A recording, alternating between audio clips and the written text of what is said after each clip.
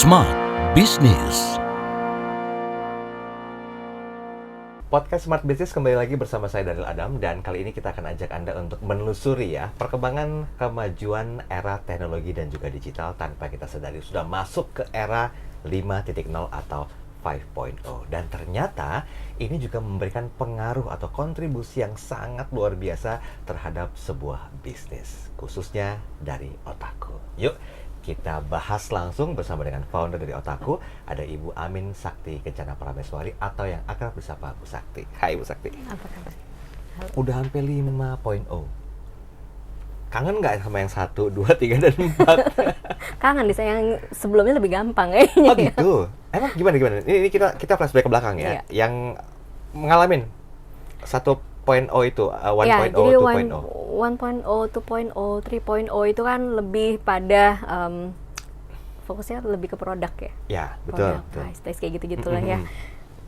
4.0 itu mungkin kalau kita tahu SEO, SEM gitu kan, memarketingkannya dengan beriklan di search engine gitu ya. 5.0 itu lebih pada bagaimana kita menggunakan teknologi seperti IoT, kemudian AI gitu kan ya, untuk lebih pada melayani customer gitu kan, bahkan untuk memasarkan gitu. Oke. Jadi penerapan itu sebenarnya satu bentuk adaptasi tersendiri ya dari sebuah bisnis ya. Betul. Berapa lama kira-kira adaptasinya gitu? Kalau dari sisi kita ini lagi masih proses beradaptasi dengan 5.0 gitu ya.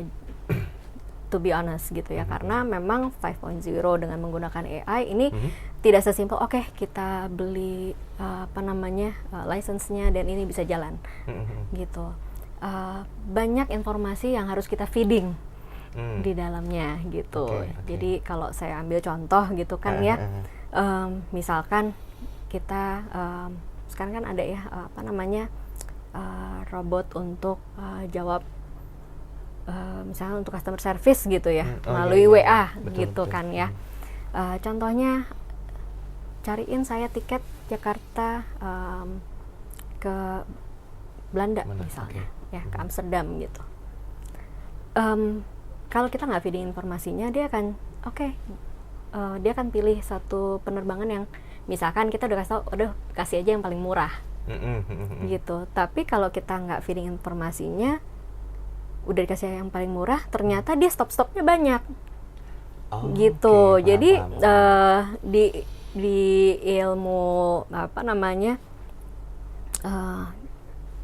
booking airlines, booking ticketing gitu ya, itu kita juga banyak harus mempelajari bahwa misalkan stopnya banyak ini pindah pesawat kah atau change airlines kah gitu kan, banyak nih rentetannya. Tahu-tahu bagasinya nggak bisa connect juga gitu kan, atau misalkan di bandara yang kedua ternyata harus lewat imigrasi, sehingga connecting time-nya tuh nggak akurat, nggak bisa terlaksana akhirnya travel gitu. Jadi masih banyak yang harus kita feeding informasinya gitu. Oke. Sebentar, saya jadi berpikir kemana-mana nih, Bu Sakti. Dalam artian begini, kan ketika kita masuk di maksimal 4.0, itu kan masih keterlibatan people atau SDM itu masih begitu kuat ya. Nah, bahkan di era marketing 5.0 sendiri, kayaknya SEO udah jadi teman akrab kita gitu. Apakah marketing dengan konsep 5.0 ini cukup menguntungkan dari pemilik bisnis? Karena tadi Bu Sakti mengatakan, ini kita pelan-pelan nih, lagi adaptasi nih. Ini meaning adaptasinya gimana nih? Apakah meminimalkan SDM yang ada, sehingga beralih ke search engine optimization tadi, atau bagaimana? Di saat ini kita belum meminimalkan SDM yang ada ya. Justru SDM yang ada ini kita kita sama-sama lah ya, kita sinergikan dengan tim IT juga gitu kan, untuk bisa kasih input gitu bahwa kalau misalkan pertanyaannya begini, jawabnya harus banyak gitu ya. Iya, kemudian juga apa aja yang harus diperhatikan gitu. Jadi masih dalam tahap berkolaborasi. Jadi belum ada SDM yang memang harus diminimalkan, karena human touch itu masih diperlukan. Betul. Gitu. Kadang-kadang AI juga katanya cukup menjanjikan kemudahan, tapi ternyata nggak bisa menghilangkan juga beberapa unsur yang harus ada sisi humanismenya juga. Betul, masih perlu sisi manusianya juga karena contohnya ya, misalkan mau reschedule atau refund, kan nggak mungkin si AI ini yang ngerjain ke request harus datang ke kantor, itu nggak seperti terwujudnya itu. kayak apa gitu, makanya itu dia. Tapi begini Bu Sakti, boleh nggak pelan-pelan, karena tadi saya tertarik untuk menggali lebih dalam ya. Kita lagi pelan-pelan nih menerapkan konsep marketing 5.0. Penerapannya gimana sih di Otaku? Sharing dong. Iya, kalau dari Otaku sekali lagi ya, ini kita belum totalitas ya, belum total, memang masih ya. Masih dalam development gitu kan ya. Baik. Penerapannya yaitu mungkin kita start dari bagaimana sistem itu bisa memberikan reference atau menjawab suatu pertanyaan-pertanyaan yang dia bisa jawab sehingga tidak perlu manusia yang jawab. Oke. Gitu. Nah itu baru di tahap itu sih gitu ya. Jadi memang prosesnya tidak mudah gitu, apalagi produknya kita kan one stop solution, banyak nih produknya. Iya. Gitu. Jadi ya makanya tadi dari produk yang banyak itu nggak menjadi sebuah elemen pendukung untuk bisa melancarkan marketing 5.0 ini. Kalau produk yang pendukung ini, produk-produk yang banyak ini dia punya rules yang sendiri-sendiri gitu, sehingga memfeeding informasinya pun masih banyak yang library yang memang kita harus pelajarin dulu baru kita bisa feeding ke gitu. Nah, sistem. selaku founder dari pandangan Bu Sakti sendiri, apa sih elemen pendukung yang perlu dimaksimalkan untuk mensupport atau melakukan marketing 5.0 ini? Ya, pastinya untuk elemen pendukungnya sendiri adalah kita punya library yang banyak dan juga kita tes terus. Gitu. Jadi quality assurance, quality control itu harus dari sisi sistemnya harus terus berjalan gitu. Jadi nggak bisa langsung diimplement terus gitu udah jalan gitu. Tetap kita testing terus ada quality gitu. check-nya ya istilahnya. Pasti. Begitu ya. Berapa lama idealnya setiap berapa periode sekali? Kalau di sisi development testing itu setelah selesai di develop biasanya bisa makan 2 minggu. Bahkan kalau misalkan ternyata masih harus disesuaikan lagi dan balik lagi sesuaiin terus testing lagi seminggu 2 minggu sampai ini bisa kita rasa bisa gitu kan ya. Gitu. Tapi juga di tengah-tengah jalan terkadang gitu ya ada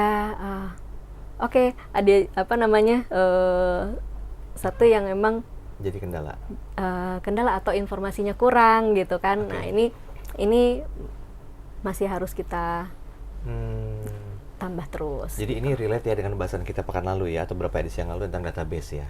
Nah, itu ada hubungan nggak sih sebetulnya untuk bisa lebih maksimalkan marketing 5.0 dengan database yang kita punya gitu loh. Karena seingat saya tempo hari Ibu sempat mengatakan bahwa database ini kan merupakan harta yang paling berharga dari sebuah bisnis. Nah, bagaimana implementasi dengan dua hal ini? Ya, jadi untuk penerapan marketing 5.0 dengan database pasti sangat relate gitu kan ya, karena kita tahu behaviornya, kemudian kita tahu informasi apa yang harus di-feeding gitu kan ya. Tapi juga behavior ini kan seiring dengan berjalannya waktu pasti berubah. Dan juga ini yang kita juga harus menciptakan suatu machine learning-nya. Gitu. Prosesnya lama ya. Betul. Bu, terakhir saya mau tanya. Kan Ibu juga pasti memperhatikan banyak secara helikopter view bisnis-bisnis yang lain gitu ya. Ada yang mungkin juga secara nggak sengaja dan profesional Ibu belajar dari memarketingkan 5.0 dari bisnis yang lainnya. Kalau dari sisi pribadinya Ibu selaku founder dari Otaku, apakah memang ini ideal digunakan untuk semua lini bisnis dengan konsep ini, atau hanya bisnis tertentu saja yang harusnya tuh menggunakan konsep marketing 5.0 ini? Ya. Untuk konsep marketing 5.0 sendiri juga untuk saat ini saya rasa kita perlu melihat kita berbisnis apa gitu kan. Jadi masih ada bisnis-bisnis yang memang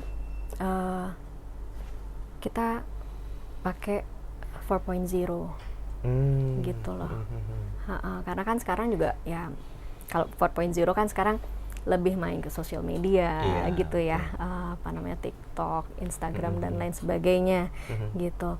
Nah, 5.0 karena investasinya pun cukup ya nggak kecil lah ya gitu kan ya. Ini menjadi satu apa ya, bisa dibilang kita kan bisnis harus relevan ya dengan apa yang kita geluti gitu. Jadi kalau misalnya kita bisnisnya kuliner gitu kan, I don't think so gitu kan ya. Ya mungkin bisa nanti digabungkan dari sisi misalkan reservasinya gitu kan ya. Tapi tidak besar gitu loh. Yes. Satu lagi saya sampai lupa, peran SDM dengan marketing 5.0 ini dari pandangannya Ibu bagaimana? Ya, peran SDM dengan adanya marketing 5.0 ini tentu masih besar ya, karena itu tadi SDM ini kita butuhkan untuk ngajarin, untuk kasih input gitu kan, karena ya mereka ya belajar dari learning machine-nya gitu. Baik. Sudah habis waktunya, berarti esensi yang mesti kita pahami tentang marketing 5.0 adalah sebisa mungkin kita beradaptasi dengan kemajuan zaman. Jangan pernah merasa bahwa dengan hadirnya era digitalisasi, kemajuan teknologi itu membuat people atau SDM dalam sebuah lini usaha itu hilang begitu saja. Tidak. Ingat, kita yang mengajarkan mereka dan kita pun perlu belajar dari mereka. Terima kasih telah bergabung bersama kami. Sampai jumpa di edisi berikutnya. Sampai jumpa. Smart Business. Lead you better.